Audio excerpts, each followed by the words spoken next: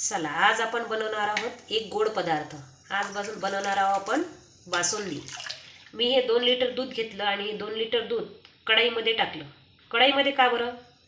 कारण जर आपण कढईमध्ये दूध घोटलं तर ते लवकर बनते आणि गंजात बनवल्याला थोडा वेळ लागते. तुम्ही ट्राय करून बघा एकदा. मी ट्राय केलेला आहे म्हणून मला गंजातला आणि कढईमधला फरक जाणवला. तुम्ही पण करून बघा. याला अर्धा घोटत राहायचं, असं एकसारखं ढवळत राहायचं. हे बघा, हे 2 लिटर दूध होतं, हे आटून घेतलं. हे आता 1 लिटर राहिलेलं आहे. बघा, छान घट्ट झालं.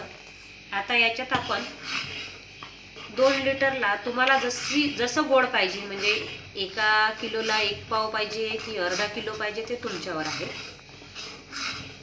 तर मी याच्यामध्ये अर्धा किलो थोडीशी जास्त साखर घालून घेते. चांगलं ढवळून घेते. ही झाली आपली बासुंदी तयार. मी याच्यात थोडेसे काजूचे तुकडे आणि वेलची पूड टाकून घेतली. चव बघू कशी झाली तर.